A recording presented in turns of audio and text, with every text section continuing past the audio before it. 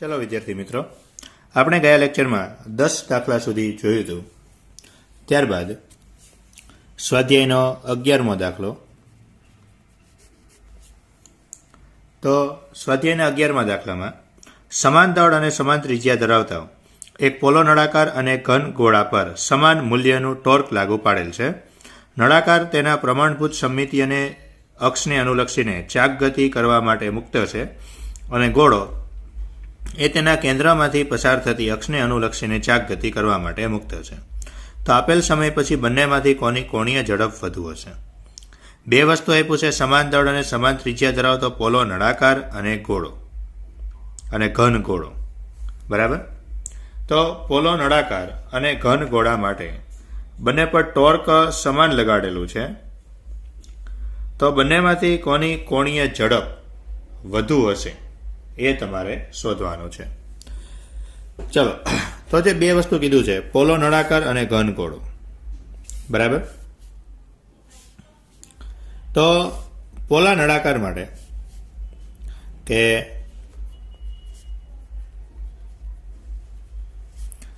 પોલા નળાકાર માટે જડત્વની ચાક માત્રા I1 લઈ લઈએ। તો પોલા નળાકાર માટે જડત્વની ચાક માત્રા શું થશે? mr²। ઘન ગોળા માટે જડત્વની ચાક માત્રા, તો ઘન ગોળા માટે જડત્વની ચાક માત્રા I2, તો ઘન ગોળા માટે શું હતું? 2/5 mr²। તમને એવું કીધું છે બંને પર સમાન ટોર્ક લગાડ્યું છે, તો ટોર્ક બરાબર I આલ્ફા। કોની કોણીય ઝડપ વધુ પ્રાપ્ત થશે આપેલા સમય પછી? તો આપણી પાસે એક સૂત્ર છે કે ઓમેગા બરાબર ω0 પ્લસ આલ્ફા ટી। તો આમાંથી આલ્ફાને કરતા બનાવશું એટલે ઓમેગા માઇનસ ω0 અપોન ટી। ચાલો આ કિંમત બંને માટે મૂકી દઈએ। તો I1 હવે ω0 શરૂઆતમાં તો એનો વેગ 0 જ હશે, કારણ કે શરૂઆતમાં ટોર્ક લગાડ્યું છે એટલે એની પહેલાં તો સ્થિર હતા।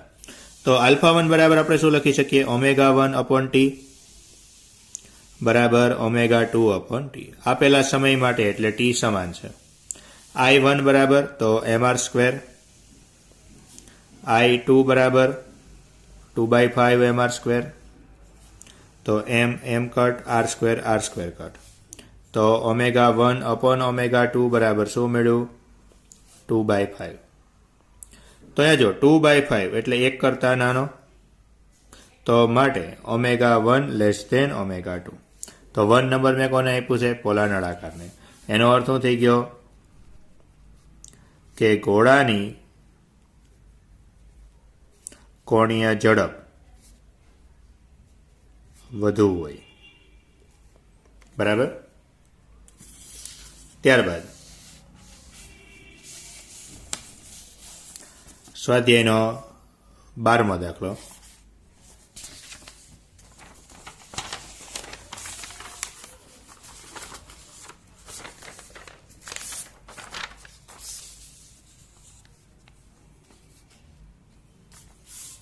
તો ત્યારબાદ સ્વાધ્યાયનો 12મો દાખલો કે 12મા દાખલામાં કીધું 20 કિલોગ્રામ દળનો એક નક્કર નળાકાર તેની અક્ષો અનુલક્ષીને 100 રેડિયન પર સેકન્ડની કોણીય ઝડપથી પરિભ્રમણ કરે છે। નળાકારની ત્રિજ્યા 0.25 મીટર છે। નળાકારની ચાક ગતિ સાથે સંકળાયેલી ગતિ ઉર્જા કેટલી હશે? આ અક્ષને અનુલક્ષીને કોણીય વેગમાન કેટલું હશે?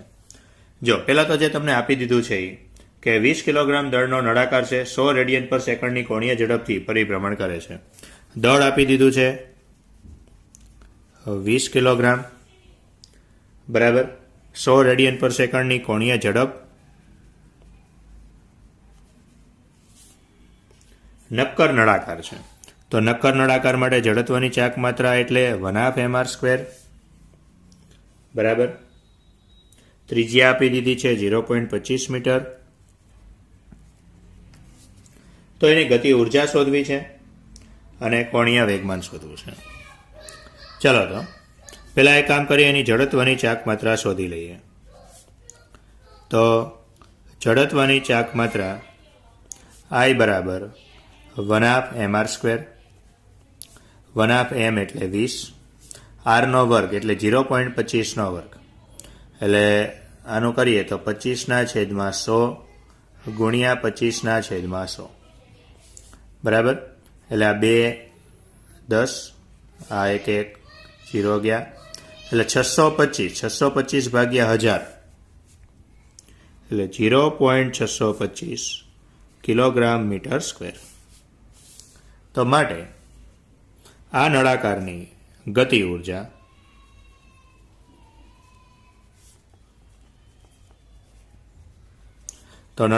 ગતિ ઉર્જા K બરાબર 1/2I ઓમેગા સ્ક્વેર. I એટલે 0.625, ઓમેગાનો વર્ગ, ઓમેગા એટલે 100 છે તો 100નો વર્ગ એટલે કેટલો થઈ જશે 10,000. આનું કરશું એટલે 0.3125 થશે ગુણ્યા 10,000 એટલે 1 2 3 4 એટલે 3125 જૂલ. બીજું તમને શોધવાનું કીધું છે કોણીય વેગમાન. તો કોણીય વેગમાન નળાકાર માટે કોણીય વેગમાન L બરાબર તો કે I ઓમેગા. I એટલે 0.625 ગુણ્યા ઓમેગા એટલે 100 એટલે કેટલું થઈ જશે એનું 62.5 અને એકમ શું થશે તો આનું I છે એટલે કિલોગ્રામ મીટર સ્ક્વેર અને જૂલ ઇન્ટુ સેકન્ડ થઈ જશે, જૂલ ઇન્ટુ સેકન્ડ બરાબર. ત્યારબાદ 13મો દાખલો.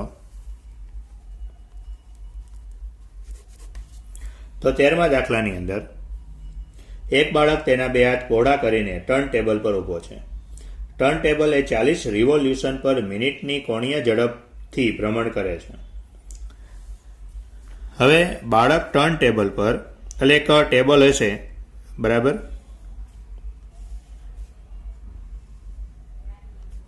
આ ટર્ન ટેબલ પર જે બાળક ઊભો છે એ બાળક પોતાના હાથ આમ પહોળા કરીને ઊભો છે બરાબર. અને જે આ ટર્ન ટેબલ છે એ 40 રિવોલ્યુશન પર મિનિટની કોણીય ઝડપથી ભ્રમણ કરે છે. તો 40 રિવોલ્યુશન એટલે આટો, એક આટો એટલે કેટલા 2π રેડિયન છેદમાં મિનિટ છે, મિનિટ એટલે 60 સેકન્ડ બરાબર. એટલે કેટલું થશે 4π/3 રેડિયન પર સેકન્ડ બરાબર. એટલી ભ્રમણ કરે છે. તો જો આ બાળક પોતાના બંને હાથને પાછા વાળે અને જડત્વની ચાકમાત્રાનું મૂલ્ય ઘટાડીને પ્રારંભિક ચાકમાત્રાના મૂલ્ય કરતાં 2/5 ગણું કરે. પ્રારંભિક I1 લઈ લઈએ તો I2 બરાબર કેટલું કરે છે 2/5 I1. તો કોણીય ઝડપનું મૂલ્ય કેટલું હશે ω2 મારે શોધવાનો છે. કે બીજા કેસમાં હું કીધું કે બીજા કેસમાં જે આ બાળક છે તો બીજા કેસમાં બાળક એના હાથને વાળી દેશે બરાબર. હાથ વાળી દેશે ને એટલે શું થઈ જશે તો કે જે કોણીય I છે I ઘટી જશે એટલે કોણીય ઝડપમાં કંઈક ફેરફાર થશે. તો આપણે તેનો કોણીય ઝડપ શોધવી છે. જો અહીંયા સમજો I આપ્યો છે, ઓમેગા આપ્યો છે. I અને ઓમેગા હોય તો I અને ઓમેગાને લગતું આપણી પાસે એક સૂત્ર છે કે કોણીય વેગમાન બરાબર. એટલે આપણે ઉપયોગ કોનો કરશું તો કે I1 I2 છે તો કોણીય વેગમાન સંરક્ષણના નિયમનો ઉપયોગ કરશું. કોણીય વેગમાન સંરક્ષણનો નિયમ કે ભાઈ સંરક્ષણનો નિયમ કે છે કોઈ પણ પ્રક્રિયામાં એનું તંત્રનું કુલ કોણીય વેગમાન હંમેશા અચળ જ હશે. એટલે L1 બરાબર I1 ω1 બરાબર I2 ω2. I2 બરાબર શું છે 2/5 I1 ω1 એટલે 4π/3 I2 તો એમને એમ રહેવા દો, ω2 આપણે શોધવાનો છે. I2 સોરી ભૂલ થઈ ગઈ, ઊંધી કિંમત મૂકી દીધી, આ કાઢ નાખો ઘડીક. I1 ને એમને એમ રહેવા દો, ω1 4π/3 I2 2/5 I1 ω2. તો I1 કટ, આ 2 દુ 4 તો માટે એનો ω2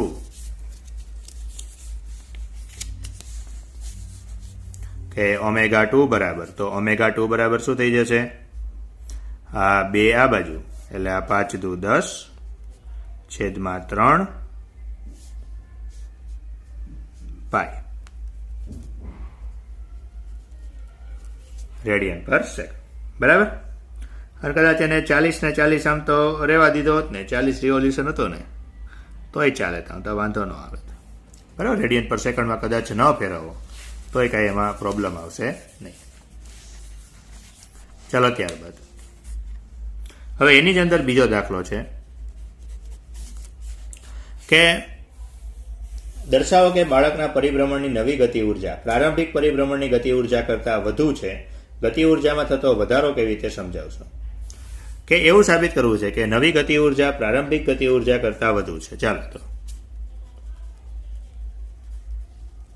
તો એની પ્રારંભિક ગતિ ઉર્જા K1, તો K1 બરાબર શું કરવાનું? 1/2 I1 ω1 સ્ક્વેર. હવે આની અંદરથી તે કામ કરો, આને I1 વડે ગુણો, I1 વડે ભાગો, એટલે શું થઈ જશે? I1 square ω1 square upon 2I1. તો I ઓમેગા એટલે L, એટલે L1 સ્ક્વેર અપોન 2I1 થઈ ગયું. એનો અર્થ શું થઈ ગયો? કે ગતિ ઉર્જા K1 છે I1 ના વ્યસ્ત પ્રમાણમાં થઈ જશે. બરાબર. એવી જ રીતે અંતિમ ગતિ ઉર્જા તો ડાયરેક્ટ જ લખી નાખીએ કે અંતિમ ગતિ ઉર્જા K2 બરાબર શું થઈ જશે? તો L2 સ્ક્વેર અપોન 2I2. ચાલો બેનો ગુણોત્તર લઈ લ્યો. K1 અપોન K2 બરાબર, તો L1 અને L2 તો હંમેશા સરખા જ હોય કોણીય વેગમાન સંરક્ષણના નિયમ પ્રમાણે, એટલે L2 ઉડી જશે. આ 2 પણ ઉડી જશે. તો વચ્ચે કેટલું અહીંયા? I1 upon I2. બરાબર. તો હમણાં જ આપણે આગળ આનો આ જ દાખલો છે એટલે આપણે રકમમાં શું આપ્યું હતું કે I2 બરાબર 2/5 I1. બરાબર. તો એ કિંમત અહીંયા મૂકી દઈએ. K1 અપોન K2, તો I2 બરાબર 2/5 I1 છેદમાં I1 ગયો. તો આના ઉપરથી K1 અપોન K2 બરાબર 2/5. 2/5 એટલે 1 કરતાં નાનો થઈ ગયો. એટલે આના માટે હું એવું કહી શકું 1 કરતાં નાનો. તો માટે K1 less than K2. K1 એટલે શું છે? પ્રારંભિક ગતિ ઉર્જા. K2 એટલે અંતિમ ગતિ ઉર્જા. તો સિમ્પલ શું થઈ ગયો કે પ્રારંભિક ગતિ ઉર્જા કે નવી ગતિ ઉર્જા એટલે અંતિમ ગતિ ઉર્જા પ્રારંભિક ગતિ ઉર્જા કરતાં વધુ છે. અને આ વધુ થવાનું કારણ શું? તો કે જડત્વની ચાક માત્રા. તો માટે પ્રારંભિક ગતિ ઉર્જા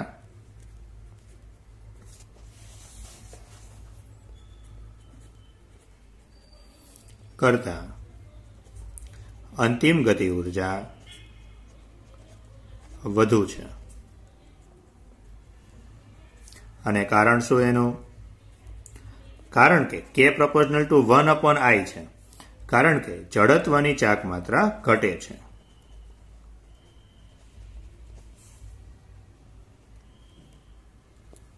બરાબર. 14મો દાખલો. 3 કિલોગ્રામ દળ અને 40 સેન્ટીમીટર ત્રિજ્યાના પોલા નળાકારની ફરતે અવગણ્ય દળનું દોરડું વીંટાળેલ છે. જો આ દોરડાને 30 ન્યૂટન બળથી ખેંચવામાં આવે તો નળાકારનો કોણીય પ્રવેગ શોધો. દોરડાનો રેખીય પ્રવેગ કેટલો હશે? ધારો કે દોરડું સરકતું નથી. તો 14મા દાખલામાં પહેલાં તો જે તમને કીધું છે એ પ્રમાણે કે એક પોલો નળાકાર છે. આ પોલા નળાકારની ફરતે એક દોરડું વીંટાળેલું છે.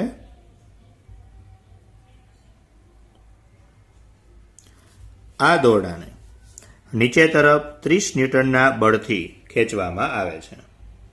બરાબર. તો નળાકારનો કોણીય પ્રવેગ શોધવો છે. પહેલા તો પોલો નળાકાર છે અને જે તમને આપેલું છે હું દળ આપ્યું છે 3 કિલોગ્રામ, ત્રિજ્યા આપી છે 40 સેન્ટીમીટર.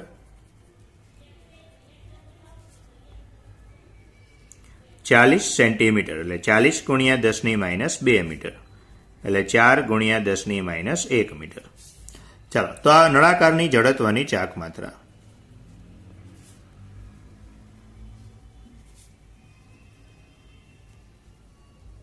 તો નળાકારની જડત્વની ચાક માત્રા કેટલી થઈ જશે? I બરાબર ખાલી mr², m એટલે 3, r નો વર્ગ એટલે 16 ગુણ્યા 10⁻². એટલે કેટલું થઈ જશે? 16 તેરી 48, 0.48 કિલોગ્રામ મીટર સ્ક્વેર. બરાબર. આ જડત્વની ચાક માત્રા મળી ગઈ. હવે જે તમને શોધવાનું કીધું છે નળાકારનો કોણીય પ્રવેગ શોધો. ચલો આલ્ફા શોધવો હોય, અહીંયા 30 ન્યૂટનનું બળ લગાડ્યું છે તો બળ હોય આની કંઈક અહીંયા ત્રિજ્યા હશે. બરાબર. તો આ નળાકાર પર લાગતું ટોર્ક, તો ટોર્ક બરાબર આઈ આલ્ફા. બીજું એક આપણી પાસે સૂત્ર છે કે ટોર્ક બરાબર બળ ગુણ્યા લંબ અંતર, એટલે એફ આર.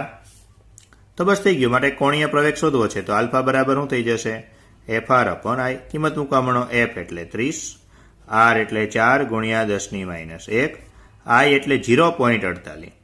તો 0.48 છે એટલે કેટલું થઈ જશે? અહીં આપણે કીધું એમ 48 ગુણ્યા 10⁻2. બરાબર.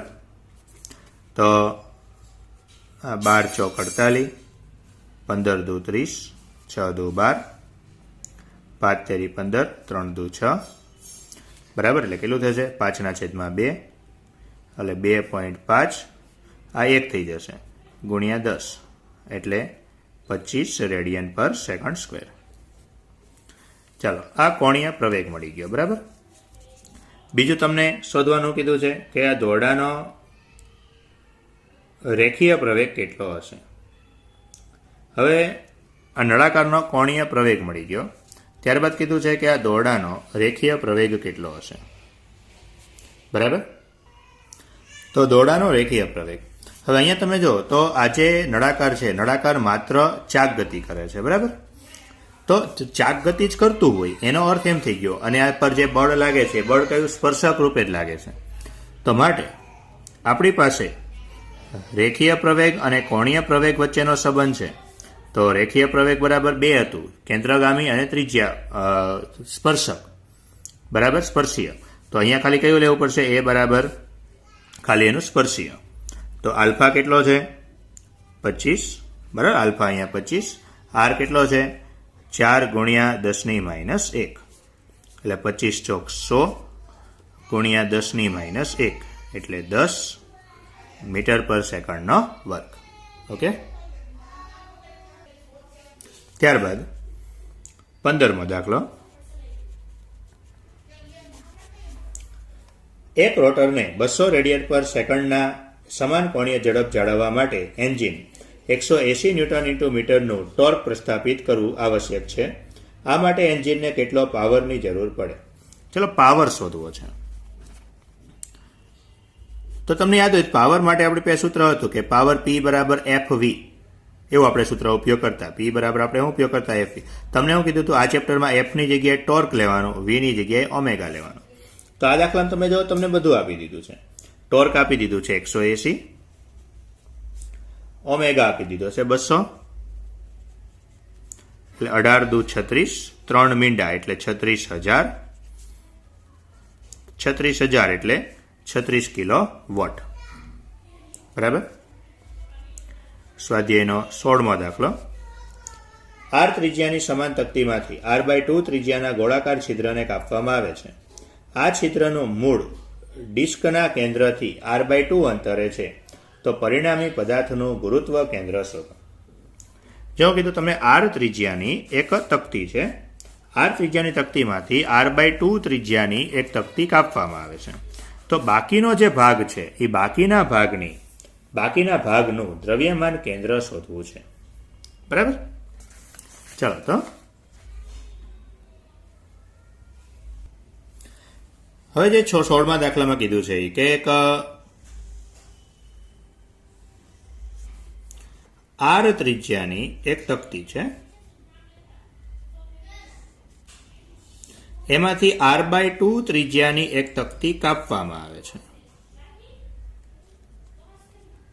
તો આ જે બાકીનો ભાગ લીધો એ બાકીના ભાગની જડત્વની ચાક માત્રા શોધવી છે. બરાબર. એટલા ભાગની. હવે જો સમજો, અહીંયા આખી જે તક્તી છે એનું દ્રવ્યમાન કેન્દ્ર અહીંયા છે. જે ભાગ કાપી લીધો છે એનું દ્રવ્યમાન કેન્દ્ર અહીંયા છે. તો આનું બાકીનો ભાગ છે એનું દ્રવ્યમાન કેન્દ્ર પણ એ રેખા ઉપર જ હોય. એવું ધારી લઈએ કે એનું દ્રવ્યમાન કેન્દ્ર મૂળ તક્તીના દ્રવ્યમાન કેન્દ્રથી x અંતરે છે. બરાબર.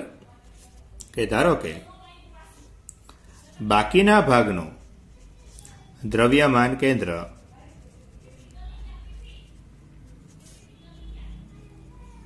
મૂળ ભાગના દ્રવ્યમાન કેન્દ્રથી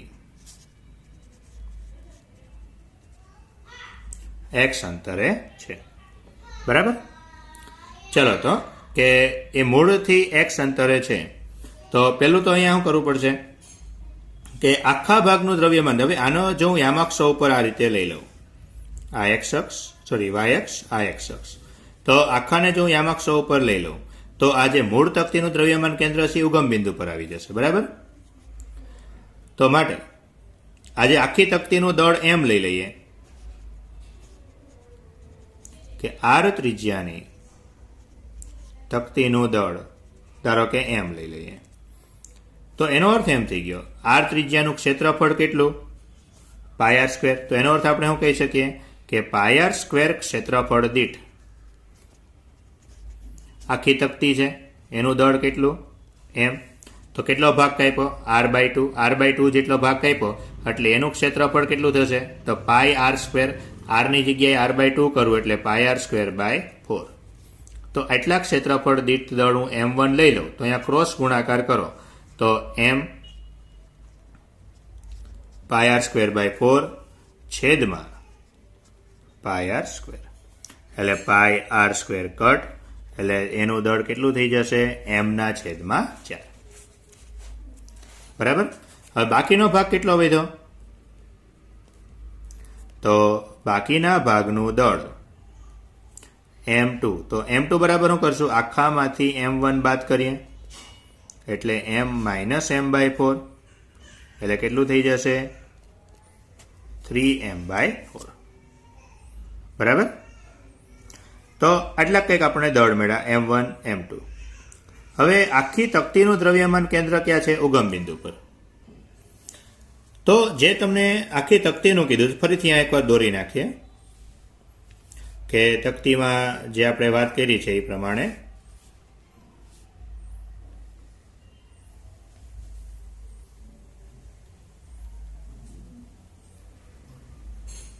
તો આખી તકતીનું દ્રવ્યમાન કેન્દ્ર અહીંયા છે. બરાબર.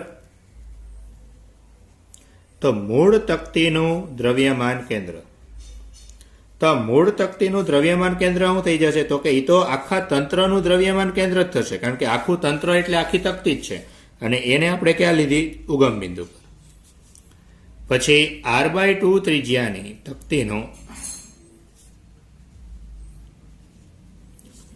તકતીનું દ્રવ્યમાન કેન્દ્ર, તો એનું દ્રવ્યમાન કેન્દ્ર તો કે r1 લઈએ.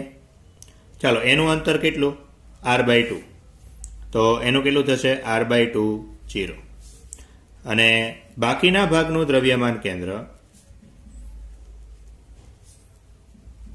તો બાકીના ભાગનું દ્રવ્યમાન કેન્દ્ર કેટલું થશે, તો બાકીનો ભાગ એટલે કેટલો છે, x. તો r2 બરાબર એનું અંતર કેટલું છે, x0. બરાબર.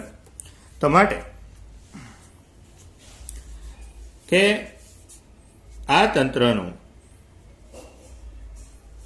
દ્રવ્યમાન કેન્દ્ર, હવે આપણી પાસે દ્રવ્યમાન કેન્દ્રનું સૂત્ર છે કે RCM બરાબર m1r1 plus m2r2 upon m1 plus m2. તો m1 પ્લસ m2 એટલે આખી તકતી આવી જશે.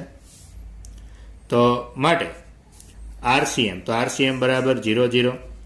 હવે ખાલી જે અહીંયા ઉપર કિંમતો છે, આ ઉપર કિંમતો જ આમાં મૂકવા મળો. m1 તો આપણે આગળ જે જોયું હતું કે અહીંયા જે જોયું હતું m1 બરાબર m/4, m2 બરાબર 3m/4. તો m1 બરાબર શું થશે, m/4, r1 એટલે r/2 0, m2 બરાબર 3m/4 અને ઓલું x0. કેપિટલ એમને આ બાદ જવા દો એટલે એ તો 0 થઈ જશે. આને અંદર ગુણાઈ દો, આને અંદર ગુણાઈ દો. તો અહીંયા તમે જુઓ તો બધી જગ્યાએ y અક્ષ તો બધાયનો 0 જ છે. તો બંને બાજુ x યામ સરખાવો,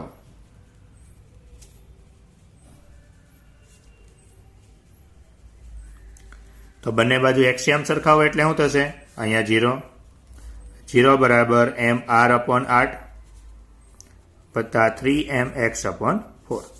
બસ હવે આપણે x ગોતવાનો છે. mr/8 આ બાજુ લઈ લ્યો એટલે -mr/8 બરાબર 3mx/4. એમ કટ 4 દુ 8. તો x બરાબર કેટલું થઈ જશે? 3 છેદમાં લઈ લ્યો એટલે -r/6. બરાબર. એનો અર્થ શું થઈ ગયો? બાકીના ભાગનું દ્રવ્યમાન કેન્દ્ર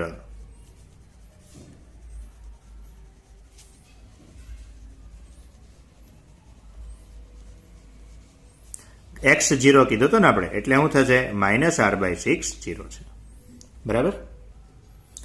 ચાલો ત્યારબાદ 17મો દાખલો.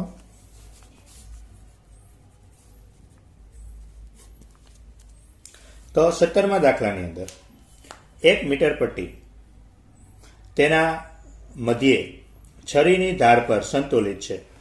જ્યારે એવા બે સિક્કા કે જે દરેકનું દળ 5 ગ્રામ હોય તેને 12 સેન્ટીમીટરના નિશાન પર એકબીજાની ઉપર મૂકવામાં આવે છે, ત્યારે આ પટ્ટી 45 સેન્ટીમીટર પર સંતુલિત થાય છે. તો મીટર પટ્ટીનું દળ કેટલું હશે?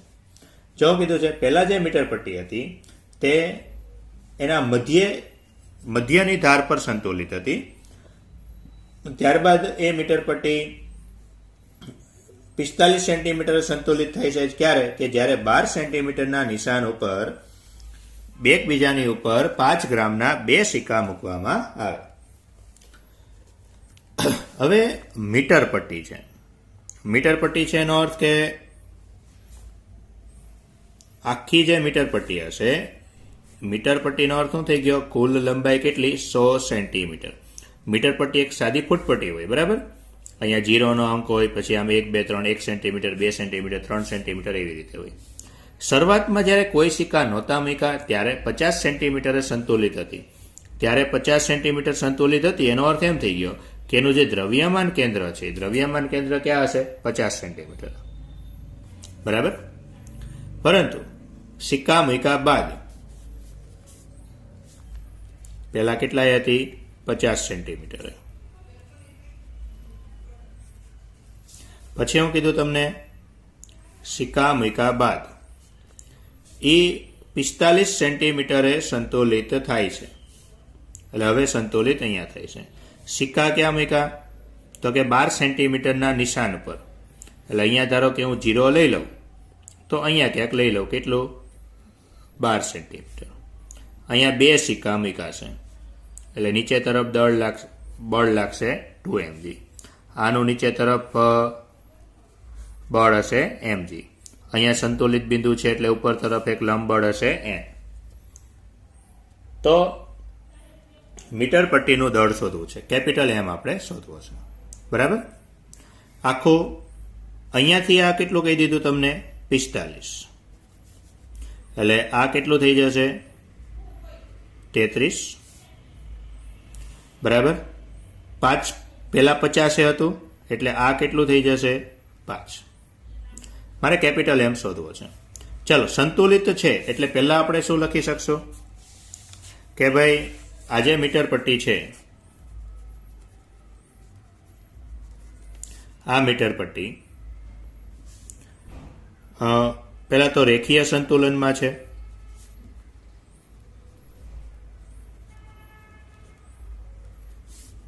તો રેખીય સંતુલનમાં છે એટલે આપણે શું કહીએ છીએ કે આખી મીટર પટ્ટીને બિંદુવત લઈ લો.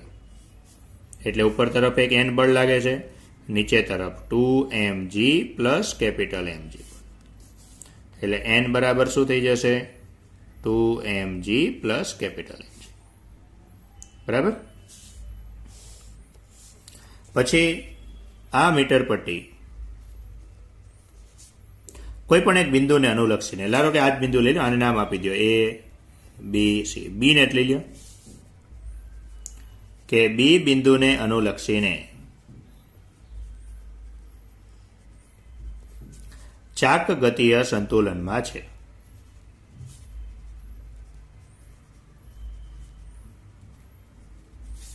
બરાબર. તો બી બિંદુને અનુલક્ષીને ચાક ગતિ સંતુલનમાં છે. જો આપણે આગળ વાત કરી હતી એમ કે અહીંયા બી બિંદુ છે, આ mg 2mg છે. 2mg ને જો હું ખેંચીશ તો એ આમ ફરશે. અહીંયા વચ્ચેથી ખિલ્લો માર્યો છે એટલે mg ને ખેંચીશ તો આમ ફરશે. બરાબર. તો બંને જે ટોર્ક છે એ કુલ ટોર્કનો સરવાળો 0. એકની કારણે આ બાજુ ફરશે, આની કારણે આ બાજુ ફરશે, આની કારણે આ બાજુ ફરશે. કારણ કે અહીંયા મેં ખિલ્લો મારી દીધો છે. જેને અનુલક્ષીને લ્યો ને ત્યાં આપણે ખિલ્લો મારી દેવો એવું વિચારો. એટલે અહીંયાથી આમ ફરશે, અહીંયાથી આમ ફરશે. તો અત્યારે તો આને લઈ લો ટોર્ક. તો ટોર્ક એ માટે બળ ગુણ્યા લંબ અંતર. તો બળ કેટલું? 2mg. એનું બી બિંદુથી લંબ અંતર કેટલું? 33. ટોર્ક બી માટેનું ટોર્ક તો 0 થઈ જશે, બરાબર. જે બિંદુને અનુલક્ષીને હોય એમાંથી પસાર થતા બધા બળનું ટોર્ક 0. પછી આને મેં ધન લીધું તો આને મારે ઋણ લેવાનું. તો ટોર્ક સી બરાબર કેપિટલ mg. એનું સંદર્ભ બિંદુથી અંતર કેટલું? 5. ઓકે, તો આની કઈ જરૂર જ નથી, આ કાઢી નાખજો. તો આના પરથી 2mg ગુણ્યા 33 અને સામે જવા દો એટલે 5 કેપિટલ mg. તો કેપિટલ M બરાબર 2 ગુણ્યા જે ઓલા સિક્કા મીકા છે એ 5 ગ્રામના છે, 5 ગુણ્યા 33. આ 5 છેદમાં આવી જશે એટલે 33 દુ 66 ગ્રામ. એટલે જે મીટર પટ્ટી હશે એ કેટલી? 66 ગ્રામની હશે, બરાબર.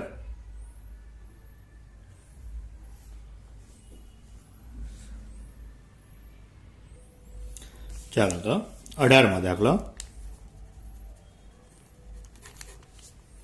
તો 18મા દાખલામાં એક ઘન ગોળો એક જ ઊંચાઈના અલગ અલગ નમન કોણ ધરાવતા બે ઢળતા સમતલ પરથી ગબડે છે.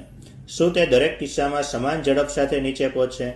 શું એક સમતલ કરતાં બીજા સમતલ પર વધુ સમય લેશે? જો એમ હોય તો કયા સમતલ પર અને શા માટે? તો જે તમને કીધું છે કે ઘન ગોળો છે, તો ગોળો જ્યારે ઢાળ પરથી સરક્યા વગર ગબડે, બરાબર, તો એના માટે કે ગોળાનો ઢાળના તળિયે વેગ. તો આપણી પાસે ઢાળના તળિયે વેગનું સૂત્ર છે કે v બરાબર 2gh/1 + k²/r². તો અહીંયા તમે જો ખાલી ઊંચાઈ ઉપર આધાર રાખે છે, બરાબર. એટલે v છે એ ખાલી ઊંચાઈ ઉપર, બીજી બધી વસ્તુ તો અચળ છે. ખાલી ઊંચાઈ ઉપર આધાર રાખે છે અને આપણે એવું કીધું છે ઊંચાઈ તો સમાન છે. તો ઊંચાઈ સમાન હોવાથી વેગ સમાન હશે. બીજામાં હું કીધું તમને કે ભાઈ શું એક જ સમતલ કરતાં બીજા સમતલમાં વધુ સમય લેશે? તો એક વસ્તુ સમજો, ખૂણા અલગ અલગ છે. એટલે ઊંચાઈ ભલે સમાન રહી પણ ખૂણા અલગ અલગ છે ને, એટલે એકની લંબાઈ ને બીજાની લંબાઈ બે અલગ અલગ હશે. આ ખૂણા બેના અલગ અલગ આપ્યા છે. એટલે વેગ ભલે સમાન રહ્યો પરંતુ બંને ગોળાને કાપવું પડતું અંતર અલગ અલગ હશે, બરાબર. માટે બંને ઢાળ પર સમય અલગ હશે. તો કયા ઢાળ પર સમય વધારે હશે? તો સમય શોધવો છે આપણે, બરાબર, કે કયા ઢાળ પર સમય વધારે હશે. તો સમય માટે વેગ લઈએ તો વેગ v બરાબર at. a બરાબર શું હતું? g sin θ/1 + r²/k². આવું કંઈક સમથિંગ હતું. આ વેગ આ બધું અચળ છે, તો આના પરથી હું કહી શકીએ t = 1/sin θ. જેનો ખૂણો મોટો હશે ત્યાં સમય ઓછો હશે, બરાબર. એટલે જે ઢાળનો ખૂણો મોટો હોય ત્યાં સમય ઓછો હશે, બરાબર. તમને એ સવાલ જ પૂછ્યો છે કઈ જગ્યાએ સમય ઓછો હશે, કઈ જગ્યાએ વધારે હશે. ત્યારબાદ 19મો દાખલો.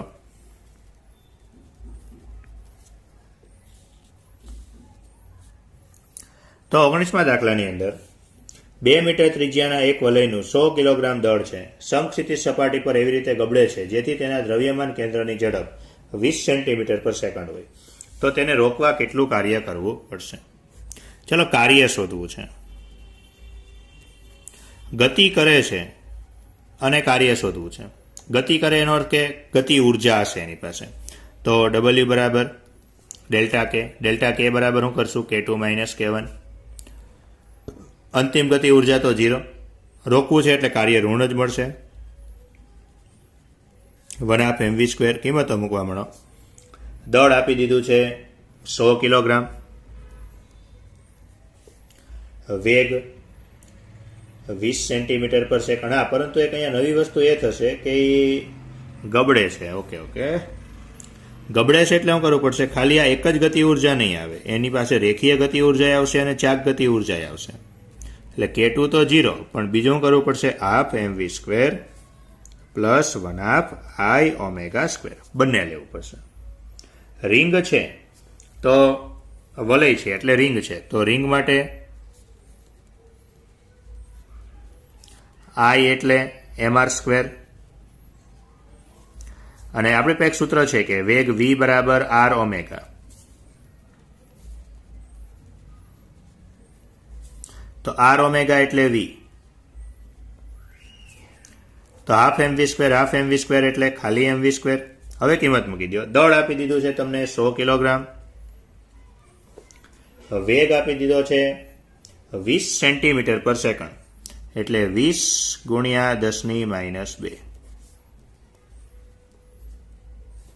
એટલે 20 જૂલ. રોકવા માટે કેટલું? 20 જૂલ જેટલું કાર્ય કરવું પડે. બરાબર. ત્યારબાદ 20મો દાખલો. તો 20મા દાખલાની અંદર ઓક્સિજન અણુનું દ્રવ્યમાન 5.30 ગુણ્યા 10⁻26 કિલોગ્રામ છે. તેના કેન્દ્રમાંથી પસાર થતી તેના અણુઓને જોડતી રેખાને લંબ અક્ષને અનુલક્ષીને જડત્વની ચાક માત્રા 1.94 ગુણ્યા 10⁻46 કિલોગ્રામ મીટર સ્ક્વેર છે. જેની સરેરાશ ઝડપ 500 મીટર પર સેકન્ડ હોય. પરિભ્રમણની ગતિ ઉર્જા સ્થાનાંતરની ગતિ ઉર્જાથી 2/3 હોય તો કોણીય વેગ શોધો. જો કીધું પરિભ્રમણની ગતિ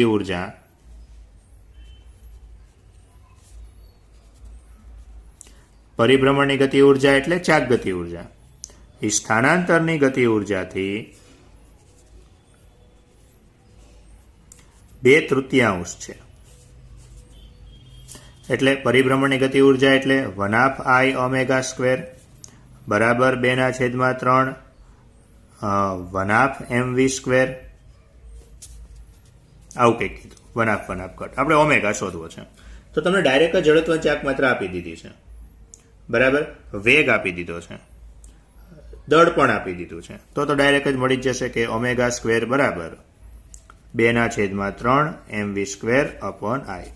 ખાલી આમાં બધી કિંમત મૂકી દેજો.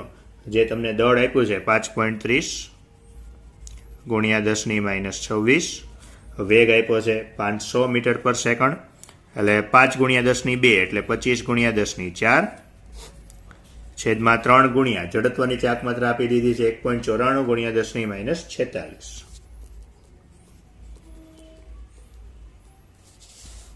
અહીંયા કિંમત મૂકી દેજો. હા, જે જવાબ આવે એનું પાછું વર્ગમૂળ કાઢવાનું ભૂલતા નહીં. બરાબર. અહીંયા જે જવાબ આવે એનું વર્ગમૂળ કાઢી નાખજો એટલે તમને ફાઇનલી રેડિયન પર સેકન્ડમાં જવાબ મળી જશે. ત્યારબાદ છેલ્લો દાખલો. 30 ડિગ્રીના ખૂણે નમેલા ઢળતા પાટિયા ઉપર એક નક્કર નળાકાર ગબડીને ઉપર જાય છે. ઢળતા પાટિયાના તળિયે નળાકારનું દ્રવ્યમાન કેન્દ્ર 5 મીટર પર સેકન્ડની ગતિ ધરાવે છે. નળાકારના આ ઢળતા પાટિયા પર કેટલો ઉપર જશે? તો નળાકારની ઢળતા પાટિયા પર કેટલો ઉપર જશે એ આપણે શોધવું છે. બરાબર. તો ચલો, પહેલો જે સવાલ પૂછ્યો છે કે નળાકારના ઢળતા પાટિયા પર એ કેટલો ઉપર જશે?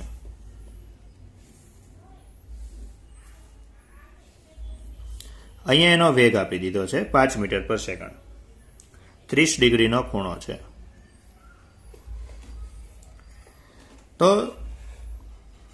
કેટલો ઉપર જશે આ આપણે શોધવાનું છે. અહીંયા એનો વેગ છે 5 મીટર પર સેકન્ડ. અહીંયાથી જે જગ્યાએ ઉપર જશે, ધારો કે અહીંયા સુધી જાય છે, જ્યાં જશે એટલે એની છેલ્લી કન્ડિશન લેવાની છે, એટલે એનો અંતિમ વેગ તો 0. બરાબર. તો પછી આપણી પાસે વેગનું સૂત્ર છે જ કે v બરાબર વર્ગમૂળમાં 2gh/1 + k²/r². બરાબર. નક્કર નળાકાર છે તો નક્કર નળાકાર માટે જડત્વની ચાક માત્રા આપણે શોધેલી જ છે. I બરાબર 1/2 mv². અને એના બરાબર શું કરો, એમ કે સ્ક્વેર કરો, એટલે કે બરાબર r/√2. તો 2gh અહીંયા r/√2 મૂકો એટલે r ઉડી જશે, એટલે 1/2. તો આ 4 ઉપર જશે. તો વેગ આપણી પાસે છે કે નીચે જે વેગ છે એ વેગ કેટલો છે, તો કે 5 મીટર પર સેકન્ડ. આ વર્ગમૂળને આ બાજુ આવવા દો એટલે 20 સ્ક્વેર થઈ જાય, એટલે 25 બરાબર 4gh/3. તો માટે h બરાબર શું થશે, 25 ગુણ્યા 3 છેદમાં 4 ગુણ્યા 10. બરાબર, જે જવાબ આવે તે. તળિયે પાછો આવતા કેટલો સમય લાગશે? એ કામ કરો, ઉપર જતા લાગતો સમય શોધી લ્યો. તો પહેલા તો આનો પ્રવેગ ગોતવો પડશે. તો પ્રવેગનું સૂત્ર શું હતું, g sin θ/1 પ્લસ r²/k². બરાબર, આ r²/k² કા કઈ તમને સૂત્ર મૂક્યા છે, જોઈ લેજો કદાચ જો આમાં ભૂલ ન હોય તો. તો આના ઉપરથી k બરાબર ફરીથી કિંમત મૂકી દો એટલે શું થશે, તો g/3 sin θ. θ એટલે 30 લેવાનો છે, sin 30 એટલે 1/2 એટલે g/6. સમય બરાબર કયું લેશું, તો આપણી પાસે સૂત્ર છે v બરાબર v0 પ્લસ at. તો સમય બરાબર v0 છેદમાં a. બરાબર, પ્રવેગ એ ઋણ જ થશે કારણ કે વિરુદ્ધ દિશામાં વેગ ઘટે છે. તો v0 એટલે કેટલો છે, 5. a એટલે g/6 એટલે 30/10 એટલે 3 સેકન્ડ. આ સેકન્ડ મેળવી ઉપર જવાની. તો પાછો આવતા લાગતો સમય કેટલો, તો પાછો આવતા લાગતો કુલ સમય જવાના 3 સેકન્ડ, આવવાના 3 સેકન્ડ, એટલે ટોટલ 6 સેકન્ડ. તો અહીંયા ચેપ્ટર પૂરું. નેક્સ્ટ લેક્ચરમાં આપણે 8મું ચેપ્ટર શરૂ કરશું.